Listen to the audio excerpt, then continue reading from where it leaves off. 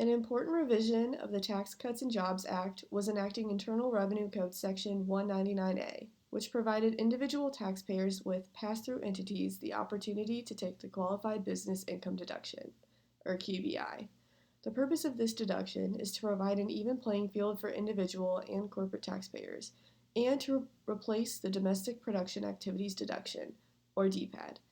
The TCJA allows corporate taxpayers to receive a benefit of a flat 21% tax rate instead of a top rate of 35% in prior years. So, to provide a benefit to individual taxpayers with pass through entities, they are allowed to take the QBI deduction, if applicable.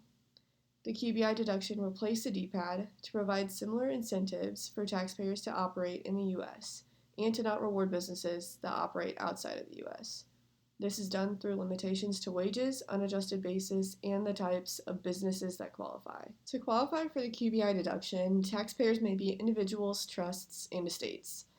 However, a qualified business cannot be a C corporation or specified service trade or business, or SSTB, at certain thresholds. This means that S corporations, real estate investment trusts, sole proprietorships, LLCs, and partnerships can qualify for the deduction if they're not SSTBs. SSTBs include businesses such as health, law, accounting, athletics, financial services, and any other service-based business. The QBI deduction is a deduction of up to 20% of qualified business income after the consideration of taxable income thresholds and limitations to wages and unadjusted basis immediately after acquisition. The two taxable income thresholds include the lower income threshold of $315,000 for joint returns and $157,500 for other returns, and the higher income threshold of $415,000 for joint returns and $207,500 for other returns. The mechanics of the calculation of the deduction depend on which thresholds the taxpayer falls within. It's important to note that taxpayers with qualified businesses or specified service trades or businesses who fall in between the thresholds will phase in a portion of the deduction using two different calculations. Here's an example of the calculation of the QBI deduction for a qualified business below the lower income threshold and above the higher income threshold, and a specified service trade or business above the higher income threshold. I covered the complex phase-in calculation for taxpayers that fall in between the two thresholds in my paper, but there's not enough time in this presentation to cover this. To calculate the QBI deduction for the lower income threshold, we will use the given information: taxable income, net capital gains, and combined QBI. Notice that taxable income is below the $315,000 threshold for joint returns. First, we're going to take our $300,000 of taxable income and we're going to deduct our net capital gains of $25,000 to get a total of $275,000.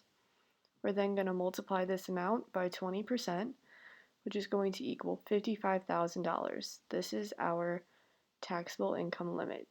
We're going to take our QBI of $200,000, multiply it by our 20%, and we're going to get our full amount of deductible QBI of $40,000. QBI is the lesser of the $55,000 or the $40,000, so our whole deduction is $40,000. To calculate the QBI deduction for the higher income threshold, we will use the given information.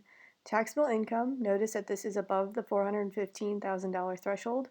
Taxable income less net capital gains, QBI, wages, and UBIA.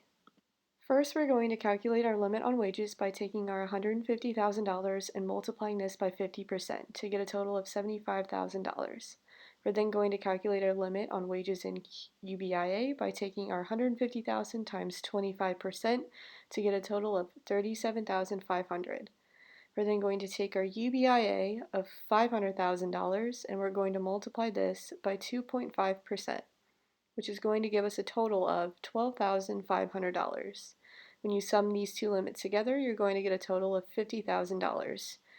And the greater of these two limits that we calculated is the $75,000, which is going to be our total limit. We're going to take our combined QBI of $400,000 and we're going to multiply this by 20%, which is going to equal a total of $80,000, which is our total QBI deduction before any limitations or thresholds. We're then going to take the lesser of the 20% of QBI or the greater of the two limits, which is going to be the limitation of $75,000. That means that our QBI deduction before taxable income limitations is $75,000. We're then going to take our taxable income of $550,000 and we're going to multiply this by 20% to get our total taxable income limitation, which is going to equal $110,000. The lesser of this limitation and the QBI deduction before the taxable income limitation is our total deduction, which is going to be $75,000. In this example, notice that despite the given information being the same as the prior example, there is no calculation or deduction for the specified service trade or business.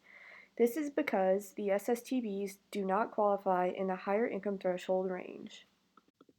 To conclude this presentation on the QBI deduction, there are a few tax planning opportunities that taxpayers can use to maximize their deduction or reduce their tax liability, such as entity planning.